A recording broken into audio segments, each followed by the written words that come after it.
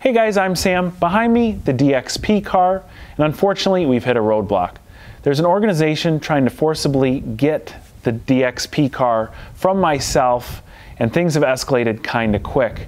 Now before I get into the details, I want to remind you guys that these videos are seen more the more you interact with them. So the longer you watch, if you hit a like or a dislike, maybe you comment down below, maybe you subscribe if you haven't already. The more you do that, the more people will see it. And I really would like a lot of people to see this video so they know what's going on, because fair use is really under attack. In late 2017, when I announced that I had purchased this car wrecked from a Copart auction and that I was going to rebuild it and share it with you guys, it seemed like there was a lot of excitement about it. But within the first few days, I did receive a trademark complaint letter from YouTube.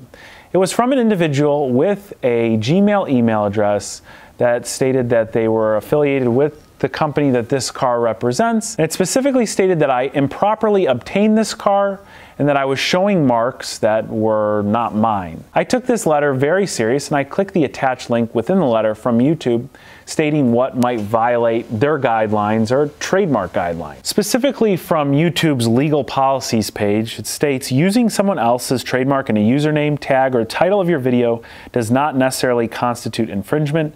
However, if there is content on your profile or video that would confuse viewers into believing that the trademark owner created or sponsors your page or content, then the trademark owner's rights may be infringed. Now, knowing that this was pretty cut and dry, I bought a car, and it is a unique car, of course, but I bought it with the intentions to rebuild. I didn't think that there had been any issue here, just a mistake was made. And in the original notice, YouTube does mention if you don't reach an agreement with the other party, that YouTube themselves will review this video following a 48-hour wait period.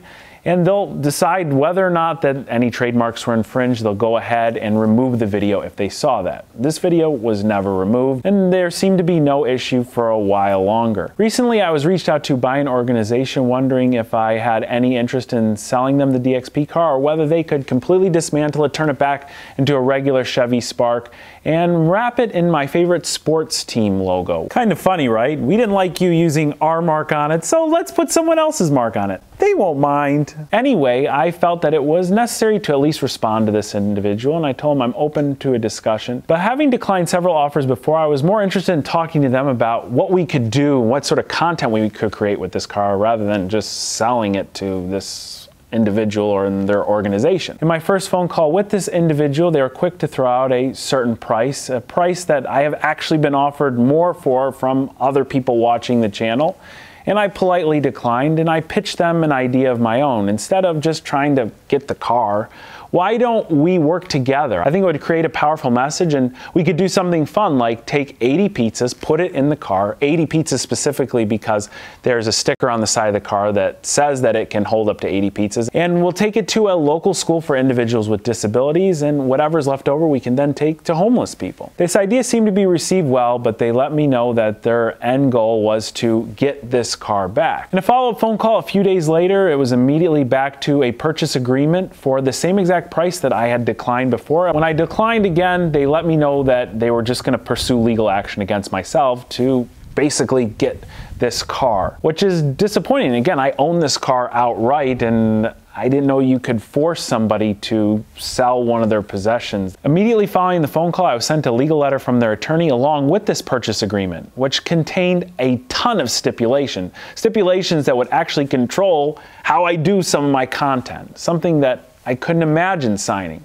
But the attorney's letter at the end said, we look forward to this signed document sent back to us. You either sell us back the car or you're in major trouble, specifically citing trademark infringement. Now this really confuses me, because if you look up trademark infringement, you'll find that it's the use of a mark or a logo with the intent of confusing somebody. For example, you take a pair of generic sunglasses and you stamp a name brand on the lens, say Ray-Ban. You take their exact logo and mark it on there, even though they're not. Then you go and try and pass them off to somebody as authentics. You're infringing on their trademark. Now here's a clip from one of my favorite food reviewers, Dame Drops, where he's enjoying a slice of pizza. Domino's, you're not ultra sexy. And here's a video of me working on a car. Two totally types of different content.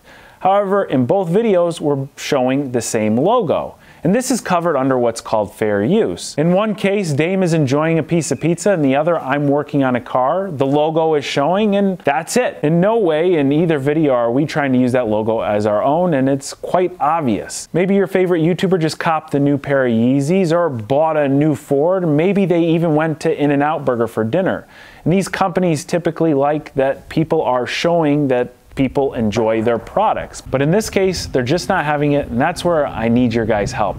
I've started a GoFundMe page to help with legal fees, as I've had to hire an attorney, and I don't see this going away very quick. If you happen to know someone that might be able to give me some legal advice, or maybe you know someone in the media industry that could help share my story, please let me know. Right here's my email, samcrackauto@gmail.com. Again, if you like this video, share it with somebody else, maybe post it on Facebook or Reddit. Get it out there so that people know what is at stake here. It's not all about the car and me owning it. It's more about a big guy trying to forcibly take something that someone legally purchased away from them because they made a mistake. And in doing so, twisting their argument, which could easily detriment fair use. Guys, I greatly appreciate you watching this and supporting this channel. Thank you so much for your help. And the next video will hopefully just be us working on cars again.